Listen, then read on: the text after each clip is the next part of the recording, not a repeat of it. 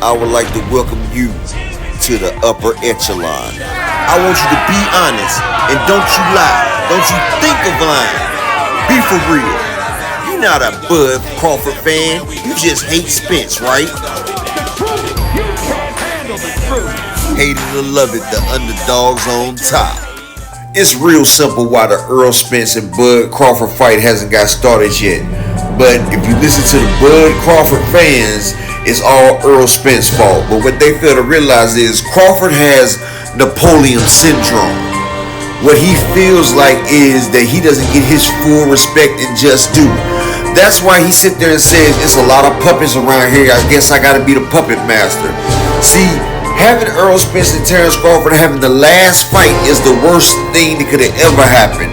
Because Bud is a brooding, self-centered individual who felt like he's been getting shitted on his whole career. And now he finally has a chance to shit on everybody else. And people don't understand what's going on, but if you sit there and look, it shows you right there. It's a big picture. Bud is the type of person that if he loses the game of basketball, he's going to take the basketball home so can't nobody else play. And see, he's been sitting back in all his career, he's been getting compared to Errol Spence. And he's one of these Mr. Me Too guys. Because if you say you can do something, Bud always have to try to one-up you or show that he can do it better. And now that he is the last key to this fight, it's a Terrence Crawford, a.k.a. Don Diva. He's going to sit right here. And now he finally got what he wants. He got the spotlight on him. He hasn't been feeling like that he's been getting the acknowledgement and the recognition that he deserves. Now the whole boxing world is waiting on him. The whole boxing world is waiting on him. He has all eyes on him like he's Tupac. Bob Arum told us, but we didn't want to believe it because we thought Bob Arum was just being racist and being a hater. But Terrence was always trying to look out for himself. He don't care about us as boxing fans. He's told us once before, oh, I ain't got to do that. They gonna already support me.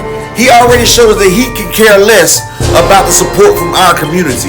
Terrence Crawford is out the one thing and one thing only, and that's for himself. And the problem is he hasn't did half the work that Errol Spence has done, but he feel like he deserves all the same things that Errol get, maybe even more. He feel like some way he's better than Errol. And then that's why he says he's happy on the outside, but he's really an angry person inside. Because all these years, Top Rank has not been giving him the accolades and the admonishment that he needs. They kept putting Vasil Lomachenko or they put Tyson Fury over him. He felt like that he was the best thing on there, but he wasn't treated or promoted as such. But like they said, Terrence Crawford wouldn't even promote the fights himself. He felt like he's supposed to be there. Here, I'm Terrence Crawford, and we supposed to all bow at his presence. He felt like he didn't have to do no footwork. Even the great Floyd Mayweather went out there and went from city to city, country to country to promote himself. What makes Terrence that much special? He feel like he's God gifts to the boxing world, but he hasn't fought nobody. You sitting there mad because people get Earl more than you. They clamor about Earl more than you. And then he just wants to feel great. He says stuff like this when he's in self-doubt. He knows he has a bunch of people in his ear that's going to tell him what he wants to hear. Terrence Crawford doesn't have real people around him. He has yes men that'll say whatever he want to hear because he's taking care of them. They're not really his friend. And if they was, they would tell him like, Crawford, you haven't fought nobody. And iron sharpens iron. Errol has been putting himself through grueling matches of people with skills that will elevate his skill. Crawford sitting back there playing chess with the rookies. And then when he get in the damn ring, he's going to be flat. Because he ain't even trying to test himself. He's a Hall of Famer, but hasn't had a 50-50 fight. He hasn't had a fight to test his limits. The best fight he had was against a lightweight. And I take nothing from him. But he says he have big shoes to fill. Like he has delusions of grandeur. Name one thing that Bud has did that people in the history have not done. You got undisputed. Jermaine Taylor got undisputed by beating Bernard Hopkins. You got undisputed by beating no names. None of the people that you beat for undisputed will make the Hall of Fame. You had the easiest route besides Canelo. And you think that's your one ticket to stardom. Before you got the 147, nobody even knew who you was unless they was hardcore boxing fans, Terrence. And your own table, ESPN hardly promoted you. You're not even ESPN star. 3 of your pay-per-views equal to one of Earl's pay-per-views. And that's why he's mad. Because he felt like he should be in the limelight. People should be clamoring for him because he stayed undefeated. But you can look at Zorro Ramirez. He's 44-0, but he's fought a bunch of cans and all that. And then when we bring up Earl, he calls that hating. He feel like since he's 38-0, we supposed to bow to him because we got the newcomer Earl coming up here. Terrence, I take nothing away from you. You had the skills to pay the bills, but we've never really seen your skills tested. So how can we tell how great your skills really are? Okay? You fighting has-beens and washed-ups and never will be fighters. Like, you not going out there with nobody that can really challenge you. And for you to sit there and fight Jose Benavidez, not David, Jose Benavidez right after he got shot. The man went 12 rounds with you and he couldn't even move laterally. The man could only hobble towards you and it took you 12 rounds to beat him. That's not greatness. Anybody in the Hall of Fame has a better resume than you, Terrence. And I'm just being real. Shawn Porter's resume is better than you and you beat him. And you talking about we know who number 1. Yes, you're number 1 because you haven't been beaten. But if we look at that, the reason why they keep jumping people over you is because your strength of schedule. Like LeBron James would be undefeated if he played against high schoolers all the time. And that's what you are. You're a great fighter, but you're LeBron James going against the high school. Yeah, you motherfucker gonna make it. It's gonna be looking good. Everybody talking about look at the way he stopped them. Like if LeBron James playing against the local high school, I expect him to drop 100 points. I expect him to look spectacular.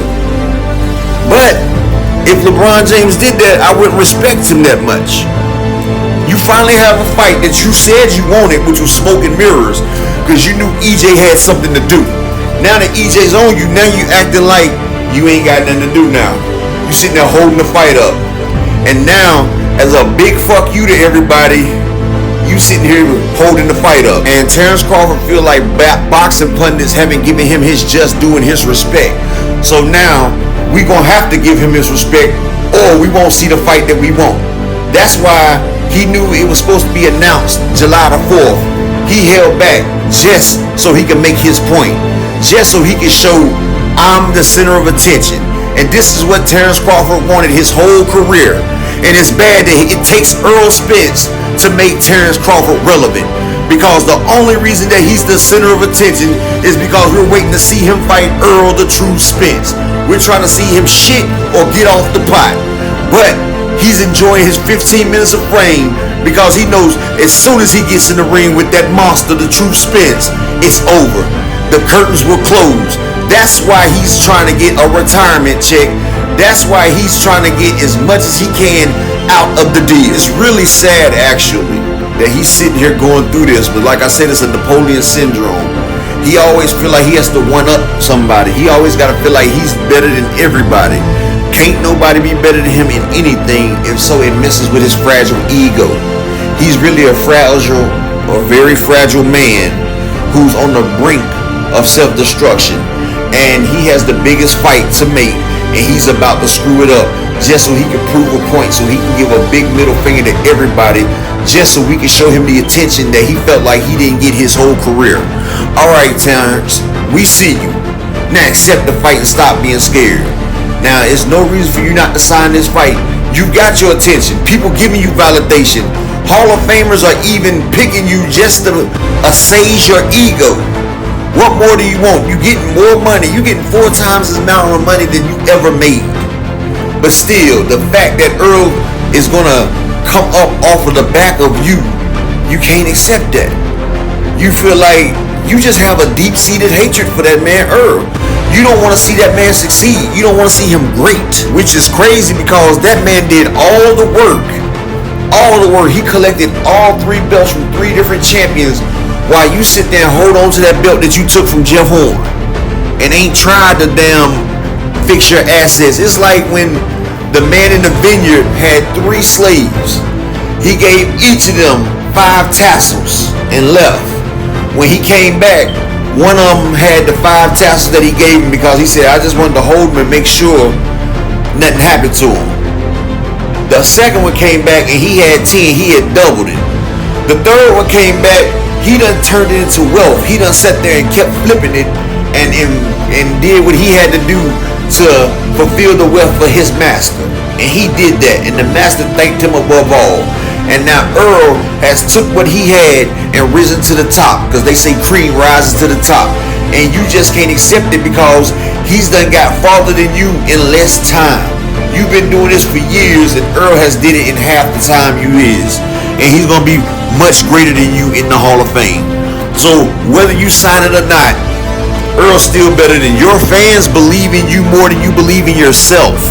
And that's really sad, because I have respect for you, Terrence Crawford, but you have chinks in your armor that shows that you're not an alpha male. You're really a beta running around pretending to be an alpha. Like, if you ain't man up and sign the contract and make the fight, you done proved your point. Everybody's watching you. Everybody's giving you attention. Yes, you're number 1 right now. So prove it. Go out there and knock this young chump out the way if that's how you feel. But let's keep it all facts, and let's stop playing this damn game like you not holding this up just because you want your attention. You want your flowers. Flowers is here, but if you hold on flowers too long, they wilt and they die. Don't miss the biggest chance of your life because you think you can just retire without making this fight, but it's always going to be that big duck on your record when they talk about you and how he accommodated everything and you still ran and hide. When you tried to act like Spence was the one ducking, it was you the whole time, like you did when you first came up and after the Porter fight. Are you going to be the champion that everybody thinks you are, or are you going to be a Don Diva? And you want me to tell you the worst part about this, Terrence, that you didn't even think about? This is not even your limelight right here. This is the limelight that you stole off of Errol Spence's back. And it's crazy that you've been looking for limelight your whole career, and the only way that you was able to obtain the attention and garner the support and gratitude that you've been looking for your whole career is off the back of a younger guy who's way better than you, and you know it in your heart, and you know he will break you.